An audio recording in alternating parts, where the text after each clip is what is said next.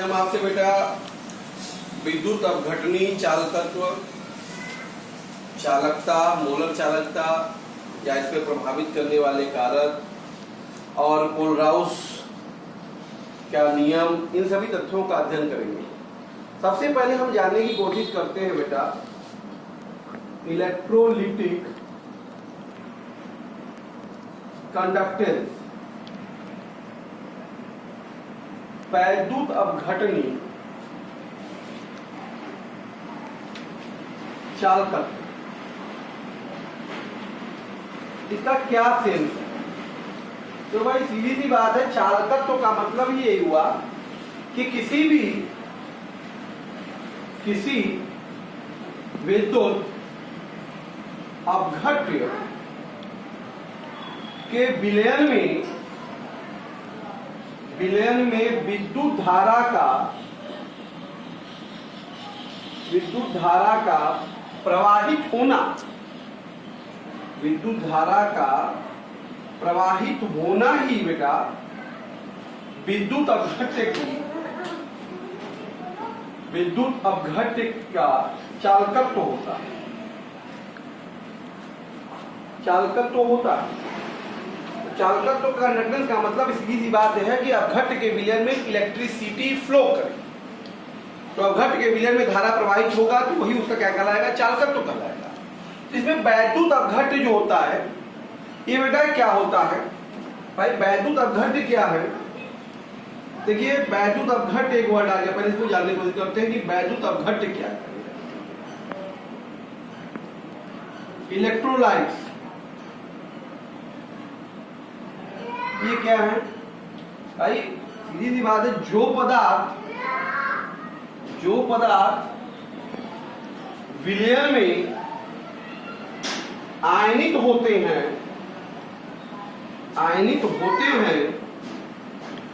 बेटा, वे वैद्युत अपघट्य कहलाते हैं। क्या कहलाते हैं?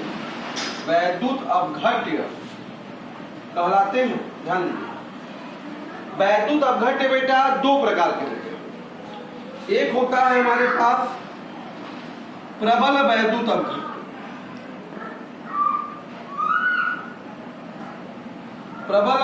अपघट्य, स्ट्रॉन्ग इलेक्ट्रोलाइट। बेटा ये क्या है? वे वैद्युत अपघट्य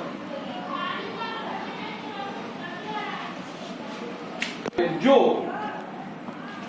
जलीय विलयन में या गलित अवस्था में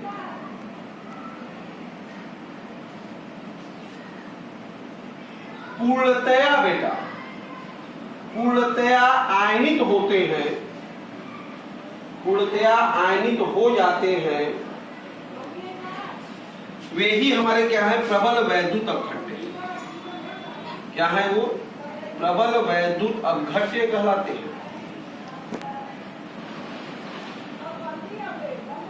ठीक है बेटा, जैसे हमारे पास जितने भी प्रबल अम्ल हैं, प्रबल अम्ल HCl, H2SO4, HNO3, ये सब बेटा। प्रबल क्षार NaOH, KOH बेटा। लवण जैसे NaCl, KCl इत्यादि, ये सब हमारे बेटा प्रबल वैद्युत अपघट्य होते हैं। ठीक है, इसी प्रकार से आता है हमारे पास दुर्बल वैद्युत अपघट्य। ये क्या है बेटा? दूसरा दुर्बल वैद्युत अपघट्य, ध्यान दीजिएगा, वीक इलेक्ट्रोलाइट। वे वैद्युत अपघट्य जो विलयन में पूर्ण रूप से आयनित नहीं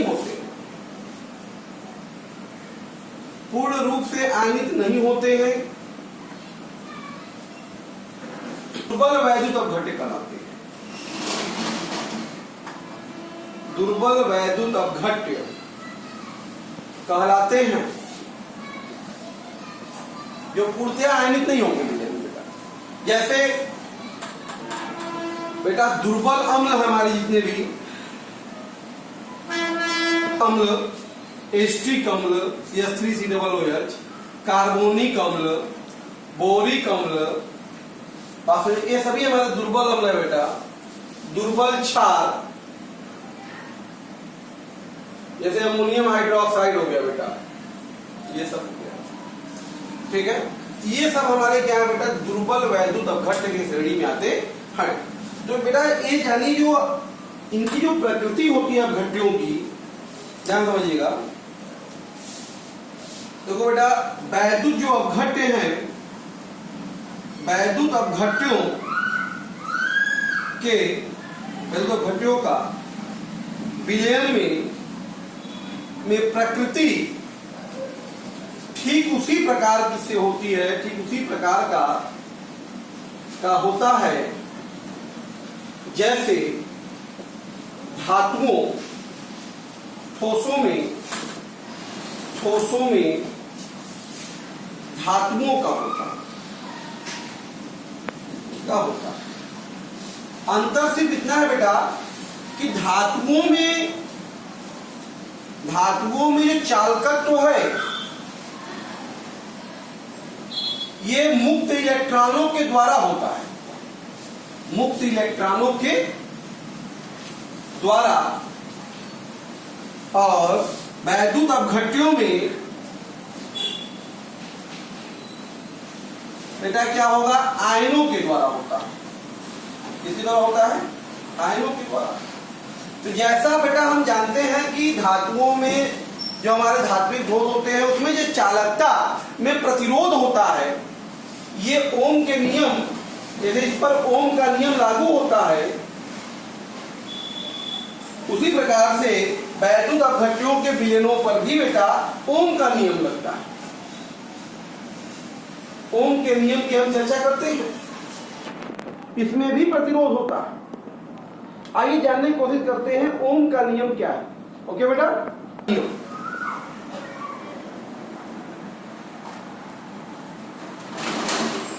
ओम्स लॉ।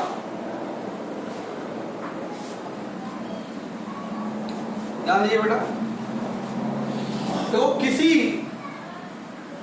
चालक के सिरों में प्रवाहित जो विद्युत धारा होती है, विद्युत धारा चालक के सिरों पर आरोपित विभवांतर के समानुपाती तथा चालक के प्रतिरोध के व्युत्क्रमानुपाती होता है। क्लियर बेटा? तो ओम के नियम के अनुसार किसी भी चालक के सिरों में प्रवाहित विद्युत धारा जो होता है वो चालक के सिरों पे आरोपित विभवांतर के समानुपाती और उनका जो प्रतिरोध है उसके व्युत्क्रमानुपाती होता है, अर्थात I बराबर V/R, या हम कह सकते हैं बेटा R बराबर V/I। ठीक है, ये जो वैद्युत प्रतिरोध है, वैद्युत प्रतिरोध का जो मात्रक है बेटा, ये क्या होता है, वोल्ट प्रति एम्पियर या ओम होता है बेटा। क्या? ओम, ये इसका सिंबल ओम होता है। क्लियर है बेटा? आप बात करते हैं चालकत्व की, बहुत इंपॉर्टेंट है, कंडक्टेंस। ये क्या है पहले ये समझने की कोशिश करते हैं। चालकत्व जानिए बेटा, अगर किसी चालक में विद्युत धारा प्रवाहित हो रही है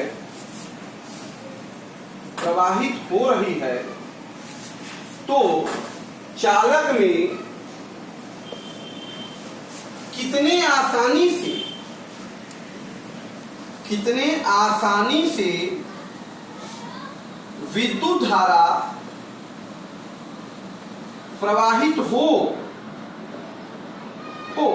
इतने आसानी से वो इजली वे में विद्युत धारा प्रवाहित हो वह चालक के चालकत्व की माप है। चालकत्व की क्या है बेटा? माप। तो जितना आसानी से जिसमें भी धारा प्रवाहित होगा, इतना इजी प्रवाहित होगा, उसका चालकत्व उतना ही अच्छा होगा। एक्चुअल में किसी चालक का जो चालकत्व होता है, उस चालक के प्रतिरोध के व्युत्क्रम के बराबर होता है। व्युत्क्रम के बराबर होता है। ध्यान दीजिएगा, किसी भी चालक का चालकत्व बेटा क्या होता है? उसके प्रतिरोध के व्युत्क्रम के बराबर होता है। अर्थात चालकत्व जो है जी से रिप्रेजेंट करते हैं 1/, प्रतिरोध मतलब R। यहां से G बराबर बेटा आ गया 1/R। ठीक है। चालकत्व का जो मात्रक होता है बेटा, चालकत्व का मात्रक प्रति ओम, ओम के पावर -1 या सीमेन होता है बेटा। क्या होता है? सीमेन होता है। ठीक है, सीमेन को या से रिप्रेजेंट करते हैं। तो एक सीमेन बराबर बेटा 1 प्रति ओम होता है। तो ये हम चालकत्व के मात्रक को सीमेन भी कह सकते हैं बेटा, या प्रति ओम भी कहते हैं। क्लियर है बेटा? विशिष्ट चालकता, विशिष्ट चालकता, स्पेसिफिक कंडक्टिविटी।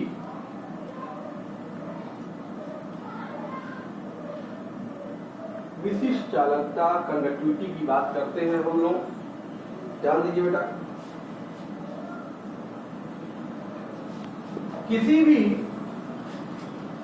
किसी चालक की विशिष्ट चालकता जो होती है, चालकता उस चालक के विशिष्ट प्रतिरोध बेटा, विशिष्ट प्रतिरोध रो के व्युत्क्रम के बराबर होता है। व्युत्क्रम के बराबर होता है। ठीक है। किसी भी चालक का विशिष्ट चालकता जो होती है बेटा, उस चालक के विशिष्ट प्रतिरोध के बराबर होता है। इसे बेटा के मतलब कप्पा, इसको कप्पा पढ़ते हैं। के से नहीं कप्पा पढ़ते हैं। प्रोनाउंसिएशन क्या होता है बेटा? कप्पा। जिसे कप्पा से थोड़ा सा ऐसे होता है, ये हल्का सा कप्पा से प्रदर्शित करते हैं। किसे प्रदर्शित करते हैं बेटा? इसे कप्पा से। इसका मतलब विशिष्ट चालकता, विशिष्ट चालकता बेटा कप्पा, जो कप्पा है वह 1/, विशिष्ट प्रतिरोध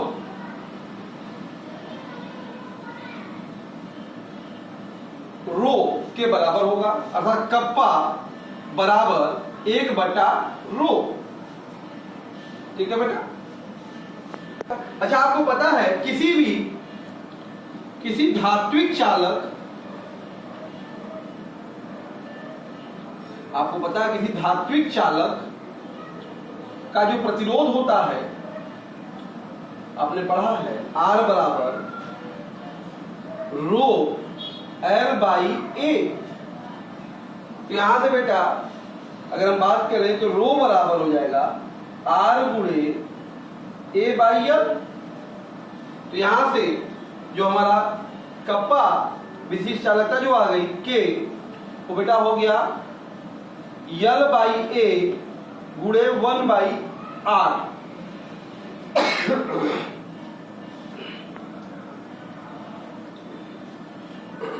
तो बेटा L बाई ए देखिए एक स्थिरांक है, तो हम बात करते हैं विशिष्ट चालकता जो होती है, विशिष्ट चालकता बेटा जो कप्पा है ये सेल स्थिरांक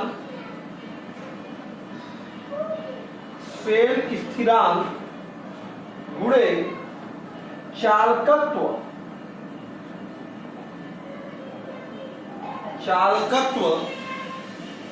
के गुणनफल के बराबर होता है। तो किसी भी विलयन की विशिष्ट चालकता होती है बेटा, किसी भी विलयन की, तो सेल स्थिरांक और उसके चालकत्व के गुणनफल के क्या होता है, बराबर होता है। क्लियर बेटा? तो देखो किसी भी विलयन के 1 सेंटीमीटर क्यूब बेटा, किसी विलयन के 1 सेंटीमीटर क्यूब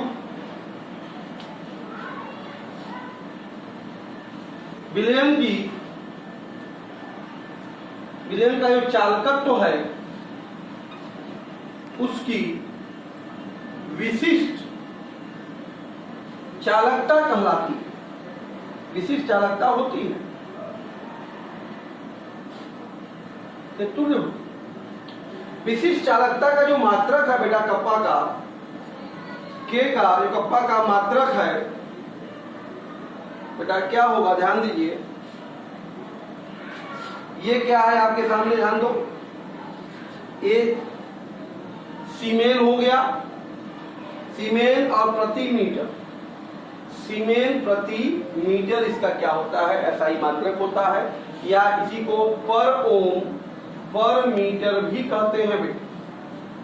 ठीक है, कई जगहों पे इसको सीजीएस पद्धति में पर ओम पर सेंटीमीटर में भी व्यक्त किया जाता है। ठीक है, ये हमारा क्या है, विशिष्ट चालकता होती है। बात समझ में आया? विशिष्ट चालकता बराबर सेल स्थिरांक बाई ये कांस्टेंट है, सेल स्थिरांक गुणे चालकत्व। आइए अब जानते हैं कि सेल स्थिरांक एक्चुअल में क्या है। क्लियर? सेल स्थिरांक सेल कांस्टेंट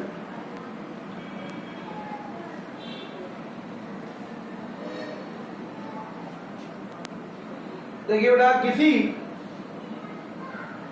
चालकता सेल के किन्हीं तो चालकता सेल के दो इलेक्ट्रोडों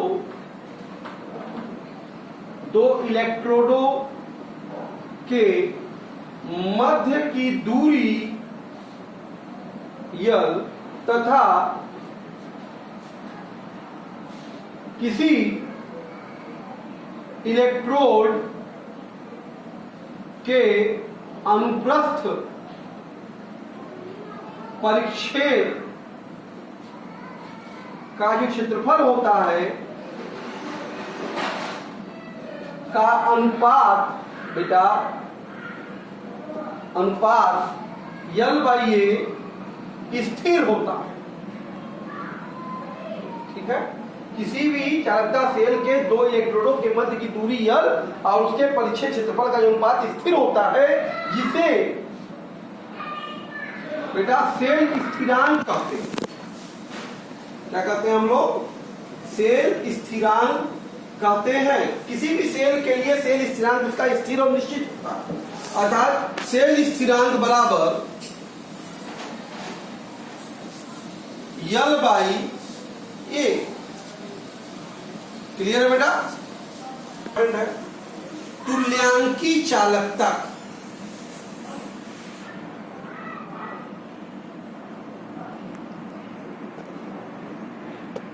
इक्विवेलेंट कंडक्टिविटी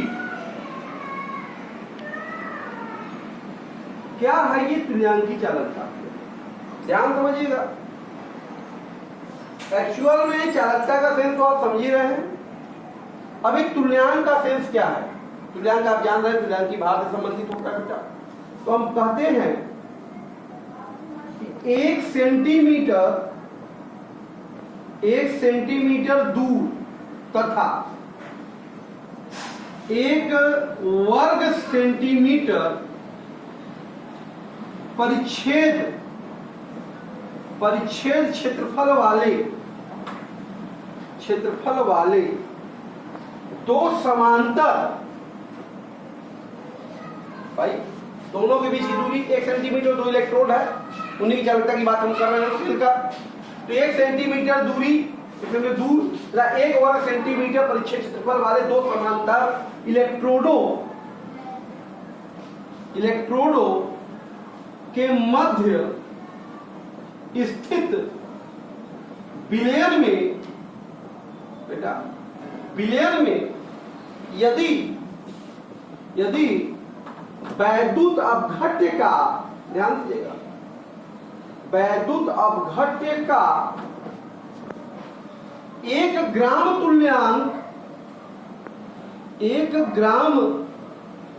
तुल्यांक उपस्थित है या घुला हुआ है, तो इस स्थिति में बेटा जो विलयन की चालकता होगी, विलयन की चालकता, इस स्थिति में जो विलयन की चालकता होगी, विलयन की चालकता उसकी तुल्यांकी चालकता, बेटा क्या कहलाएगी इसमें, उसकी तुल्यांकी चालकता कहलाती है। इसे बेटा लैम्डा इक्विवेलेंट से दर्शाते हैं। पूछा जाता है बेटा, परिभाषा बहुत ही अच्छी इंपॉर्टेंट है, ध्यान दिए, सिंपल है एकदम, कुछ है नहीं भाई। सेल है, उस सेल के हम चालकता की बात कर रहे हैं, तो कोई सेल में 2 इलेक्ट्रोड होगा, तो उनके बीच में दूरी को यल कहते हैं, क्षेत्रफल को यल क्या कहते हैं बेटा हम लोग, ए। तो अगर ये एक हो जाए, ये एक हो जाए, तो ये चालकत्व होगा, उसी सब उसकी चालकता कहलाएगी। तो ये हमने कहा कि 1 सेंटीमीटर दूर 1 वर्ग सेंटीमीटर परिच्छेद क्षेत्रफल वाले 2 इलेक्ट्रोडों के बीच में रखे विलयन में, अगर भाई तुल्यांक की बात है तो 1 ग्राम तुल्यांक, एक यूनिट की बात करेंगे, अगर 1 ग्राम तुल्यांक घट घुला हुआ है, तो ऐसी स्थिति में जो चालकता होगी विलयन की, वो क्या कहलाएगी, उसकी तुल्यांकी चालकता कहलाएगी बेटा। क्लियर है क्या? किसी भी विलयन की ये तुल्यांकी चालकता है, विलयन की तुल्यांकी चालकता का मान जो होता है, जो विलयन की तुल्यांकी चालकता की बात कर रहे हैं, उसकी का मान बेटा विलयन के विशिष्ट चालकता कप्पा तथा 1 सेंटीमीटर क्यूब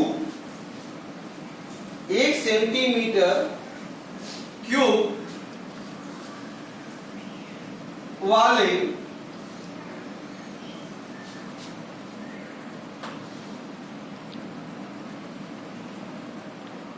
एक ग्राम तुल्यांक वाले विलयन का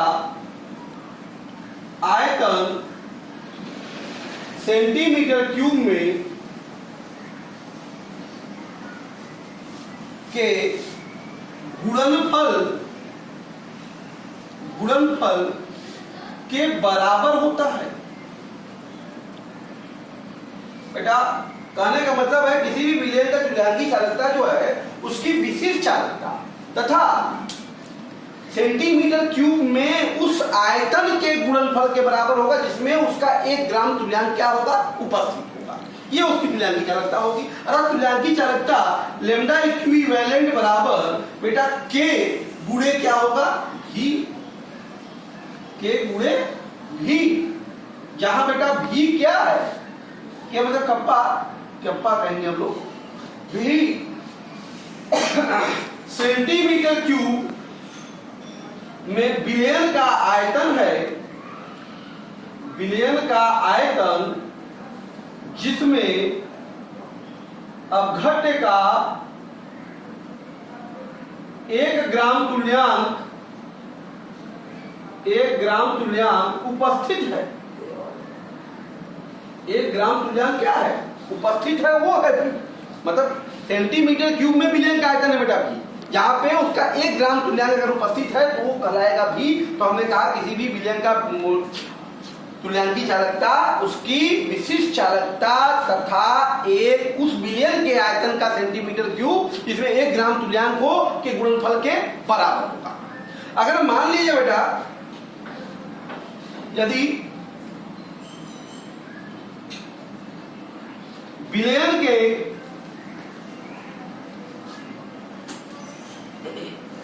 की नॉर्मलता, विलयन के 1 लीटर में, आप कहते 1 लीटर में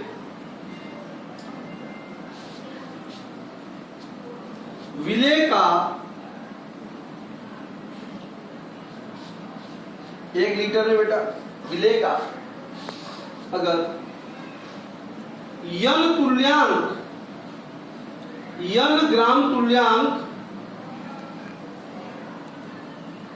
उपस्थित हो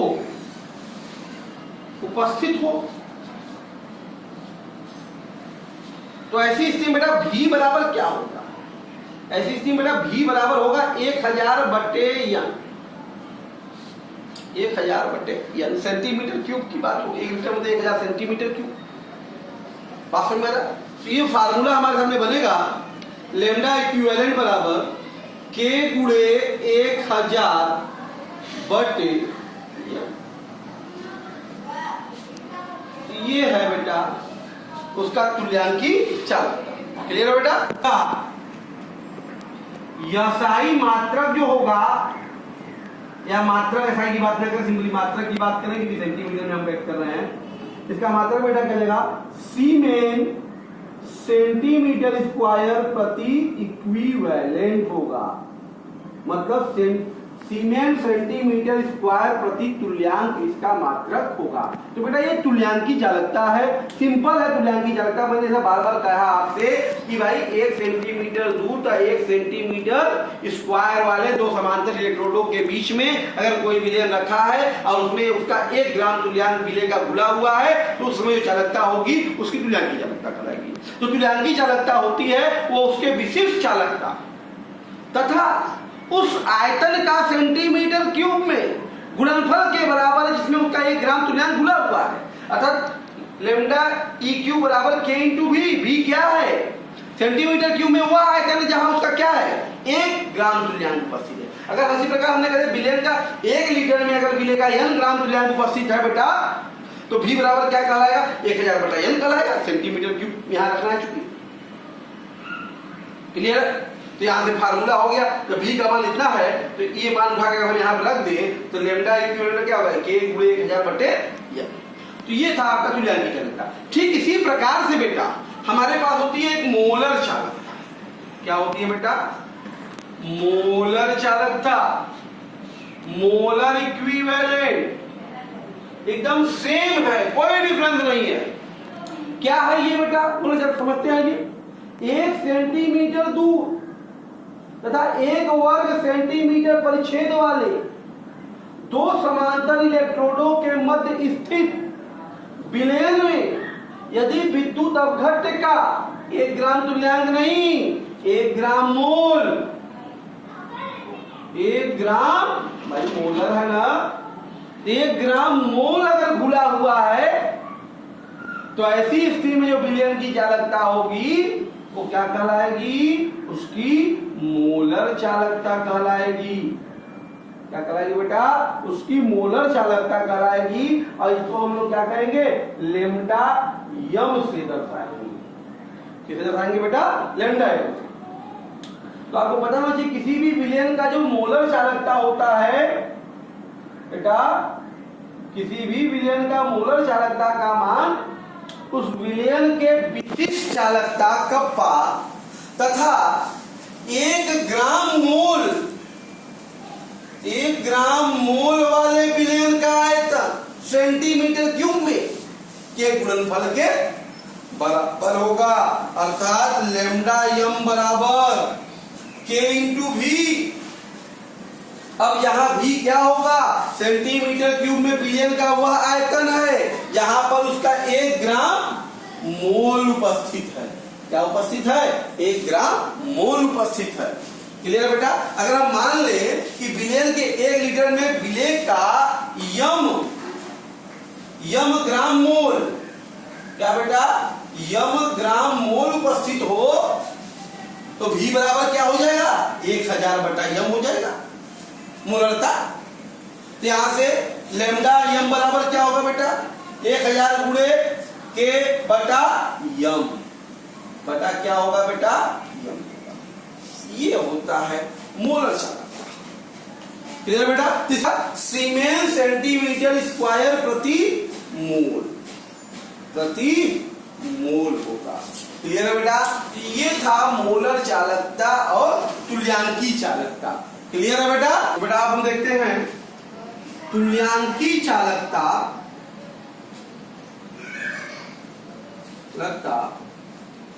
लैम्डा ई क्यूब तथा मोलर चालकता लैम्डा यम में संबंध, क्या संबंध है इन दोनों बेटा? तो सिंपल सा है, लैम्डा ई क्यू बराबर होता है बेटा लैम्डा यम बटा के यम। जहां यम के बारे में आप पहले से जान रहे हैं, अम्ल की चालकता, क्षार की अम्लता या आयन पर उपस्थित आवेशों की संख्या, ये होता है बेटा हमारा तुल्यांकी चालकता बराबर मोलर चालकता बटे यन, या सिंपली आप कह सकते हैं कि मोलर चालकता बराबर यन गुणे तुल्यांकी चालकता। क्लियर है बेटा? जानिए बेटा, हम लोग अब विलयन जो हमारा है उनकी चालकता का मेजरमेंट कैसे करेंगे इसको जानने की कोशिश करते हैं बेटा। तो आयनिक विलयन की बेटा चालकता, जो हमारा घट्ट का विलयन है, जो वैद्युत अपघट्य के विलयन की चालकता ज्ञात करने के लिए जो आवश्यक परिपथ चित्रानुसार तैयार कर लेते हैं। बेटा ये होता क्या है एक्चुअल में, ये मीटर सेतु है आपका, मीटर सेतु, जिसमें आप देख रहे हैं एल टाइप की प्लेट्स हैं। यहाँ पे इन्हीं दो सिरों के बीच में प्रतिरोध बॉक्स लगा हुआ है, ठीक है। और इधर की जो दाएं साइड का जो एल और ये बीच में पत्ती है, उसको हम लोग जिस भी विलयन का हमको वैद्युत अपघट्य ज्ञात करना होता है, उसका संपर्क हम लोगों ने क्या किया, कंडक्टिंग सेल से कर दिया। अब बी के जॉकी जो हमारा मीटर सेतु का इंस्ट्रूमेंट तरीका है उसे तैयार किया गया है।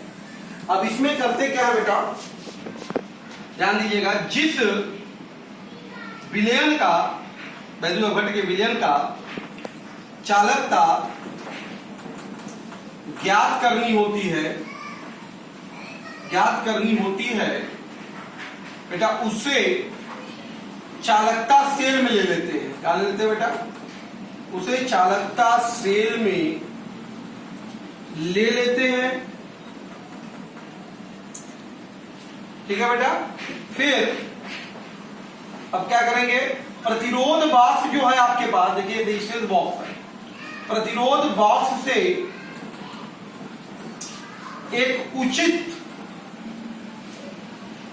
उचित मान का प्रतिरोध बेटा आर, क्या एक कोई उचित प्रतिरोध आर निकालते हैं तथा जो जॉकी है बेटा, जॉकी जे है को बेटा तार पर, जो तार है तार पर खिसकाते हैं तथा उसके द्वारा उत्पन्न जो ध्वनि उत्पन्न होगी बेटा, उत्पन्न ध्वनि को हेडफोन, जो हेडफोन लगा है उसमें, हेडफोन द्वारा सुनते रहते हैं। एक्सपेरिमेंटल है बेटा, सुनते रहते हैं। और जॉकी को तब तक तार पर खिसकाते हैं बेटा, तब तक तार पर खिसकाते हैं जब तक एक कम ध्वनि या कम ध्वनि, मतलब बहुत धीमी, बहुत कम मतलब बहुत धीमी, बहुत स्लो, बहुत धीमी कम ध्वनि सुनाई देती है तो उस बिंदु पर बेटा, उस बिंदु पर हमारा जो व्हीटस्टोन सेतु होता है, ये परिपथ, ये व्हीटस्टोन सेतु संतुलन की अवस्था में हो जाता है। कहां होता है बेटा? संतुलन की अवस्था में आ जाता है। ध्यान दीजिएगा, संतुलन अवस्था में आ जाता है तो उस बिंदु को बेटा उदासीन बिंदु कहते हैं। उदासीन बिंदु कहते हैं। माना वह बिंदु क्या है बेटा? डी है। क्या है वो? हमको तार पे डी के रूप में प्राप्त हुआ। तो ये हमको क्या हुआ? न्यूट्रल पॉइंट मिल गया। तो ऐसी अवस्था में जब हमारा व्हीटस्टोन सेतु बेटा संतुलित हो गया है तो हम व्हीटस्टोन सेतु का नियम लगाते हैं। माना वैद्युत अपघट्य के विलयन का प्रतिरोध X है, तो जो विलयन है उसका प्रतिरोध हमको नहीं पता, मान लिया X है, तो बेटा तो व्हीटस्टोन सेतु के सिद्धांत से P बाई क्यू बराबर R बाई S। तो बेटा मान ली P हमारा R है, तो मतलब R प्रतिरोध R बटे बेटा प्रतिरोध यक्स हो जाएगा। प्रतिरोध यक्स बराबर बेटा क्या हो जाएगा? तार AD का प्रतिरोध बटे तार बेटा DC का प्रतिरोध। ठीक है, एक्सपेरिमेंटल डाटा है यहां से, ध्यान दीजिएगा। तो यहां से प्रतिरोध जो R होगा बटे प्रतिरोध बेटा यक्स बराबर, देखो प्रतिरोध बराबर रो L बाई ए बदलेगा नहीं, रो बदलेगा नहीं, तो यल पे निर्भर करेगा। इसका प्रतिरोध जो हो जाएगा बेटा ये हो जाएगा तार AD की लंबाई, तार AD की लंबाई बटे तार DC की लंबाई बेटा। तो यहां से प्रतिरोध यक्स मिल गया आपको। देखिए प्रतिरोध यक्स बराबर बेटा हो गया R गुणे DC, तार DC की लंबाई बटे तार बेटा AD की लंबाई। तो यहां से ध्यान दीजिए, आपको समीकरण 1 से हमको जो ये प्रतिरोध था जिसका चालकता निकालनी थी, चालकत्व, उसका हमको प्रतिरोध मिल गया। क्लियर बेटा? जब प्रतिरोध मिल गया तो प्रतिरोध मिल गया तो बेटा चालकत्व तो क्या हो जाएगा, आपको पता है ना? चालकत्व तो बराबर हो जाएगा 1 बट्टा प्रतिरोध मतलब 1 बट्टा यक्स। इसका मतलब बेटा चालकत्व तो बराबर हमारे पास आ, तो बेटा चालकत्व तो बराबर क्या हो जाएगा 1 बट्टा यक्स, मतलब बेटा हो जाएगा 1 बट्टे आर गुणे तार एडी की लंबाई बटा तार डीसी की लंबाई। तो इस तरह से बेटा हम लोग ये प्रायोगिक द्वारा किसी भी विलयन का चालकत्व जो है ज्ञात कर सकते हैं। तो बेटा इस तरह से हम आपसे बात कर रहे थे किसी भी बिंदु घट के विलयन की चालकता और उसकी चालकत्व का हमने एक बात किया, विभिन्न प्रकार की चालकता होती है, मोलर तुल्यांकी चालकता क्या होती है, उनका सूत्र क्या होता है, उनका कॉन्सेप्ट क्या है, उनमें संबंध क्या है। उसके बाद किसी भी आयनिक विलयन बिंदु घट का विलयन की अगर चालकता ज्ञात करनी है प्रायोगिक तौर पर, बात समझ में आ रहा है तो हम कैसे ज्ञात कर सकते हैं, तो ये प्रायोगिक प्रदर्शन के द्वारा ज्ञात कर सकते हैं बेटा। इसके बाद आता है कि इनकी चालकता को प्रभावित करने वाले कौन कौन से फैक्टर हैं, ये बहुत इंपॉर्टेंट है, जो कि हम आपको साथ नेक्स्ट वीडियो में इसको बेटा अपलोड करेंगे। इतना इसको रिवाइज कीजिए। Okay, thank you.